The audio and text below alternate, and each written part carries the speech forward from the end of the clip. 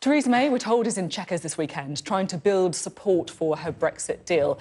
Nothing to see here.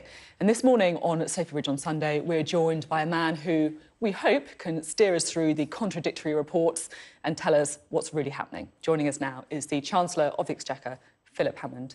Thank you very much for being with us this morning. Pleasure. So, Chancellor, what is going on? Well, look, in just over 2 weeks' time, we run the risk of facing a very stark choice between leaving the EU with no deal or not leaving the EU at all. It is essential that we get a deal done. And I've always believed that the deal the Prime Minister has negotiated is a perfectly sensible way for us to proceed to leave the EU. It's not perfect, she's acknowledged that, but it's a perfectly sensible way forward. Is it possible to get that deal through with her? Well, if we can't build a majority behind that deal, then the House of Commons has to decide how it does want to go forward, what it can agree to. And it's clear that there's going to be an opportunity over the next few days for the House of Commons, if it doesn't approve the Prime Minister's deal, to try to find a majority behind another proposition that it can take forward. Now, I'm very keen to talk about Brexit for a large proportion of the interview, of course, but I just want to address some of these reports in the Sunday newspapers, which are effectively saying that we're in the middle of a coup. I mean, has the Prime Minister run out of road? No, I don't think that's the case at all. This is not about the Prime Minister or any other individual. This is about the future of our country. And changing Prime Minister wouldn't help us. Changing party in government wouldn't help us.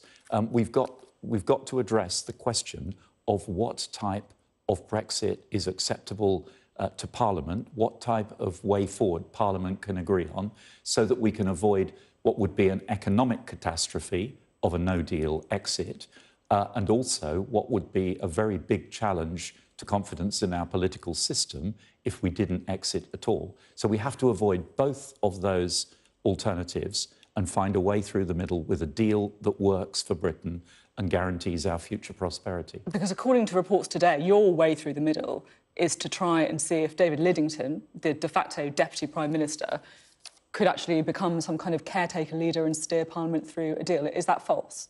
No, that's not right at all.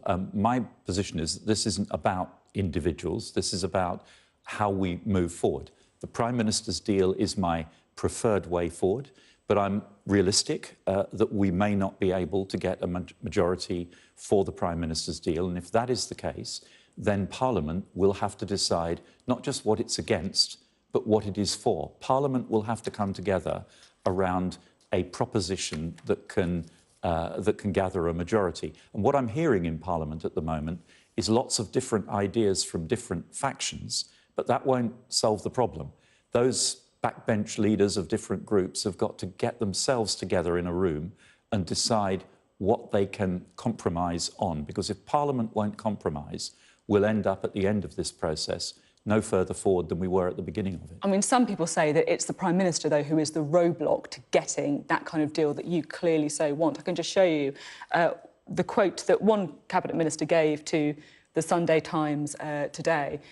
Cabinet Minister telling the Sunday Times, the end is nigh, she won't be Prime Minister in 10 days' time. I mean, there's a reason we have to ask these questions, because people will be very concerned about where we are. The world watching will see that we have just over 2 weeks to complete this process before we get to the 12th of April, the new deadline that the Council has set last week. To be talking about changing the players on the board, frankly, is self-indulgent at this time. We have to decide how we want to proceed. Is it a no-deal Brexit, which I think would be a catastrophe? Is it no Brexit at all, which I think would massively undermine confidence in our political system? Or is it the Prime Minister's deal, and if not the Prime Minister's deal, some variant on it that Parliament can agree to? Parliament has to come together and make a decision over the coming days, and the government has been clear that it will allow Parliament the time and the space to do that, if it can't agree the Prime Minister's deal, to say what it can agree. I know you're clearly keen to draw things back to the votes that we're going to be seeing on Brexit in the House of Commons next week, of course.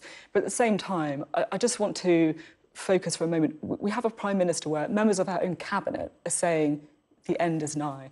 The chair of the 1922 committee of backbenchers, Graham Brady, has gone into Downing Street to say MPs want you to go.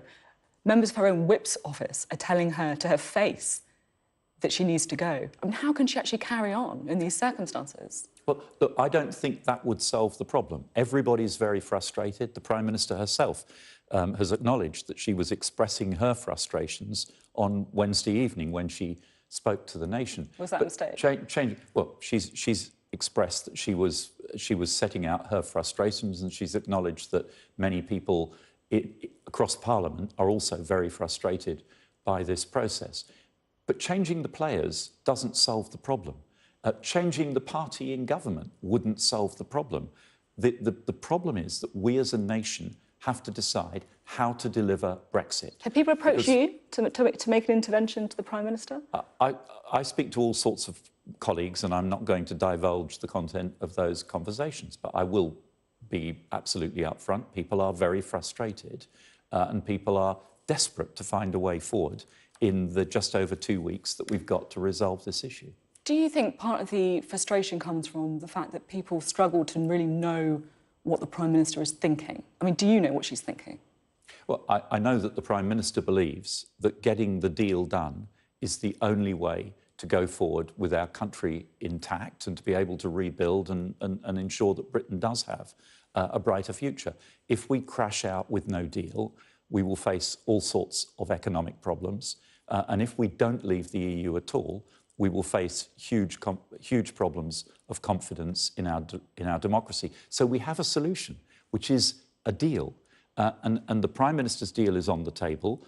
But if people cannot accept the Prime Minister's deal, then they have to come together around a variant of it.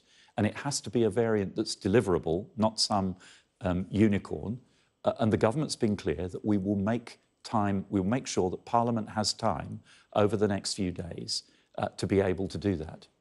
Is the Brexit deal, the Theresa May's Brexit deal, is it dead? Well, I personally think that it's the best way forward. I think it's a perfectly sensible and coherent deal. We've spent a long time... You can think it's a good deal, but you can still acknowledge that it's dead. But I acknowledge that it's looking very difficult to bring together a majority for it. But that isn't enough for Parliament to say we won't vote for the Prime Minister's deal. Parliament is now going to be confronted with the time and the space to make its own decision about how we should change that deal, how we should adjust that deal in order to be able to go forward. It has to be something that the EU can agree to, so it has to accept the withdrawal agreement that we've negotiated at its centre. But if Parliament has a clear majority view about what we need to do to the deal package to make it acceptable to Parliament, then let's hear about it this week and then we can move forward. OK, well, let's be clear. Are you saying then that there will be what's called as indicative votes, where MPs effectively are given a range of Brexit options to vote on to work out what there might be a majority for? Is that happening this week? Well, the government said the week before last that if we didn't get the deal done, we would make space available for Parliament in the 2 weeks following the Council, so this week, next week, for Parliament to try to come to a consensus view around a single proposition. We've also got on the order paper for tomorrow an amendment in the name of Oliver Letwin, which would create parliamentary space to do the same thing. So one way or another, Parliament is going to have the opportunity this week to decide what it is in favour of. And I hope that it will take that opportunity, if it can't get behind the Prime Minister's deal, to say clearly and unambiguously what it can get behind. So could you actually back the Oliver Letwin amendment then, the government? No, the government set out its own process, but the Oliver Letwin amendment is on the order paper and, you know, candidly, there's a significant chance that it may carry. So will these votes be free votes? That's something we haven't decided yet. That'll depend on the process. You can't really ask Parliament to have its say in an open way and not have free votes, can you? Well, we will decide when we see what the propositions are, what is being put forward, how the government will respond to those. But the purpose of this exercise is to see if we can get to a view, a proposition, which is acceptable across Parliament. And if our deal is not acceptable to Parliament, then of course we have to engage with Parliament to look for a version of it that will be acceptable. OK, well, let's have a look. I know it's early days. We don't know exactly what's going to be on the paper, but this is what Sky News has been told some of these options could be. Now, in the spirit of compromise, I know you think that Theresa May's deal is the best way forward. Are there any other scenarios that you could potentially back? I mean, the Prime Minister's deal plus a customs union, for example. Is there any other compromises that you would be happy with? Look, my number one priority is to ensure that we leave the EU and that we leave with a deal. So I would remove the top one and the bottom one from the list, because both of those would have very serious and negative consequences for our country. Beyond that, I want to see a compromise. And the essence of compromise is that nobody gets everything they want. And what I want to hear from senior figures across Parliament is that they recognise that if this process is going to be successful, there will have to be compromises all round. What I'm hearing at the moment, so are there any ones what I'm hearing at the moment is around? protagonists for individual options here staking out their corner and arguing their case. But what we need to hear is people saying, you know, I prefer X, but I am perfectly content to live with Y. Come on then, you can lead the way. We have to have a way forward. We know that you prepared the Prime Minister's deal, but I'm going to argue for the Prime Minister's deal, but the most important thing for me is that we have a way forward, which means we leave the European Union with a negotiated settlement, with the withdrawal agreement, and then we can move on as a nation. And I do believe that we have a bright future in front of us, but only if we do this in a smooth and orderly way. I noticed that you didn't take the second referendum off the table. I mean, is it something that you could accept, for example, if the Prime Minister's deal goes through Parliament on the guarantee that it will then be put to a public vote? So I'm not sure that there's a majority in Parliament in support of second referendum, but it's a perfectly coherent proposition. Many people will be strongly opposed to it, but it's a coherent proposition, and it deserves to be considered along with the other proposals that you've got on the list. Now, of course, not everyone is happy with the idea of these so-called indicative votes. We can have a look now at something that Steve Baker has said, who's a former minister, a Brexit supporter.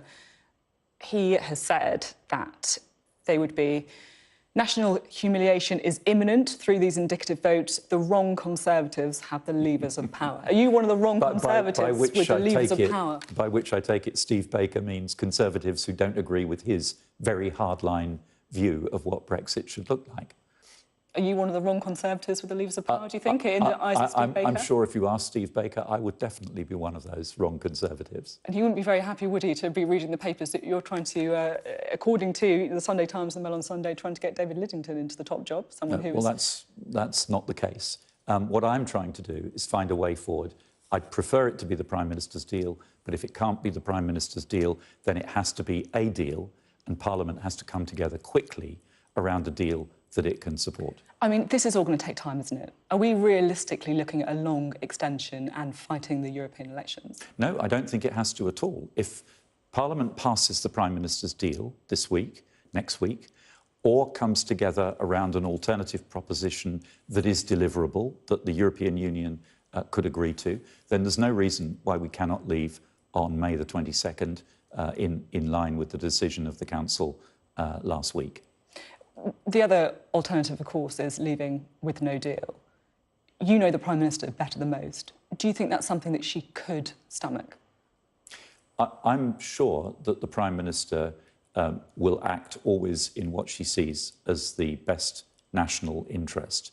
And I am very clear that it would not be in our national interest to leave with no deal. It would cause catastrophic economic dislocation in the short term, and in the longer term, it will leave us with a smaller economy, poorer as a nation relative to our neighbours in the European Union. That is not the future for Britain that I came into politics to deliver. I want to see Britain leading from the front. I want to see Britain as a more prosperous nation, not a less prosperous nation. So would you resign in order to stop no deal? Well, I'm not. I said this isn't about individuals. This is about getting the process right and making sure we have the right outcome. But that might impact the process. But I have always been clear that I believe no deal would be a catastrophically bad outcome for our country, and I will always do everything I can to argue for exiting with a negotiated deal and a smooth path to a new future relationship with the EU. The last time we spoke, just before the budget, you said that if there was no deal,